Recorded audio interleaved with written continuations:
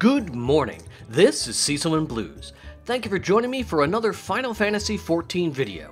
Today I will be summarizing Live Letter 31, broadcast the evening of Friday, August 26th at the start of the 3rd anniversary 14-hour livestream.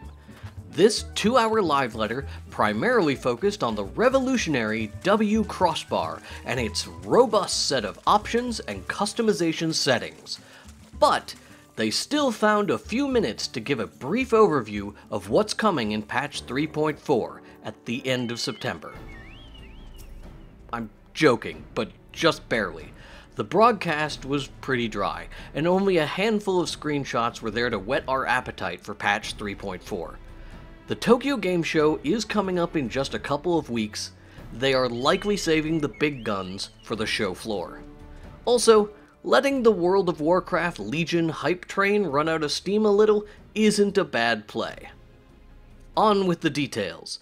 Patch 3.4 will be titled Soul Surrender, and it is currently set to release on September 27th.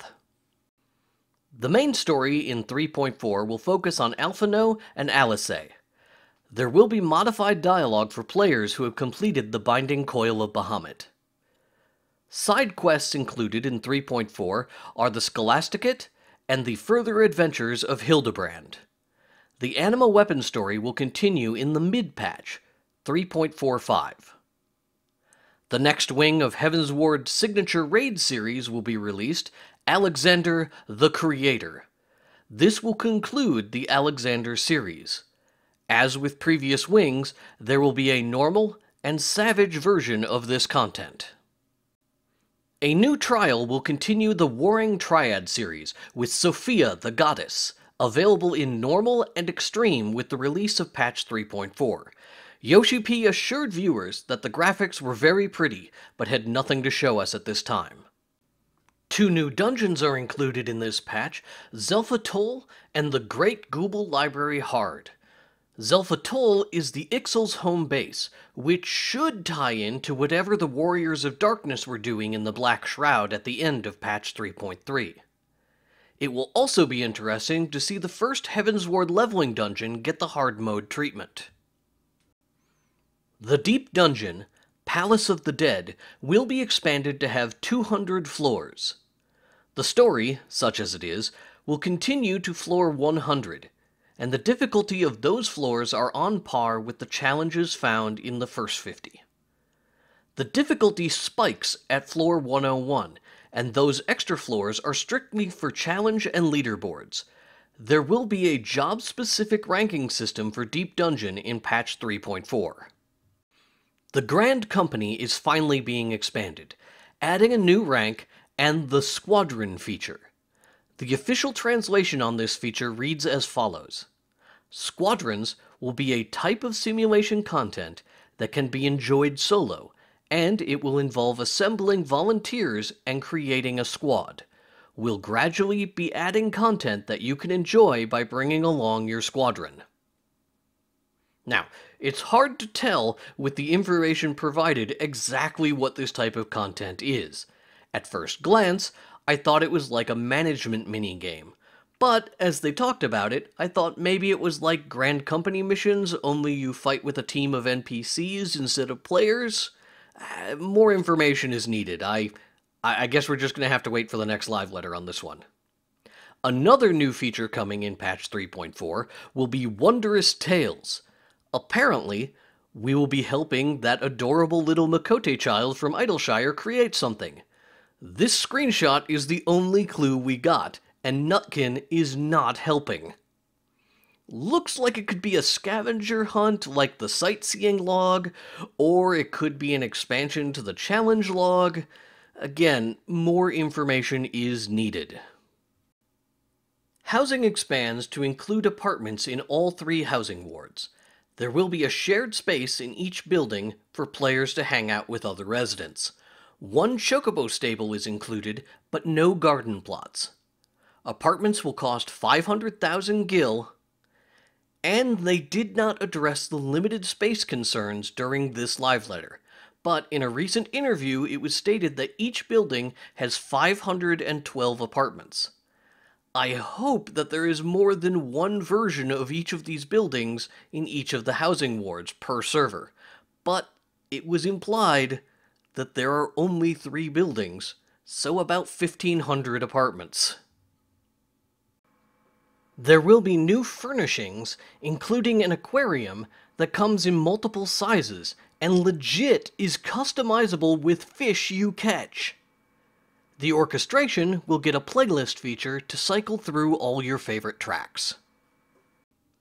The expansion to exploratory missions did not make it into patch 3.4. It has been delayed to patch 3.5, but there are updates to the matching requirements, and the exchange rate for spoils is being adjusted. Yoshi-P advised exchanging any spoils that you have prior to the release of patch 3.4. Item level 235 gear will be added to the diadem. A new Allegan tombstone will be added, lore will be uncapped, esoterics will be transferred to lore, and there is a Charlean theme to the new tombstone gear. New crafted gear will also be introduced, similar to what was introduced in 3.2. There was additional mention of crafted weapons allowing advanced materia melding. I would personally be surprised if these weapons were in the same tier as other new gear introduced in patch 3.4, but if they are going to be huge on the market board. I will wrap up the remaining items rapid fire. You will be able to set your online status to RP. Players will be able to include dashes in their names. Lord of Verminion will be added to the Duty Finder. Triple Triad is getting a cross-server duel room that can be accessed via the Duty Finder.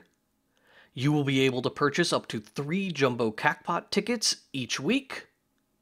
All recast timers will be reset in the event of a party wipe. Auto attacks will now occur even if you have your back to the target.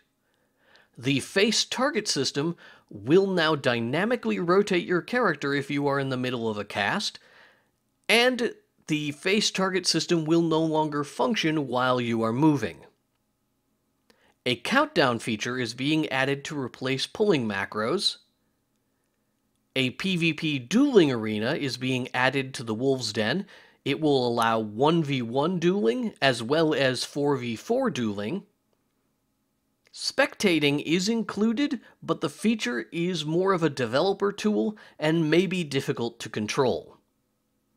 The rest of the live letter was devoted to the W crossbar and the reveal of several new pieces of merchandise which will be on sale in Japan and at the upcoming fan festivals.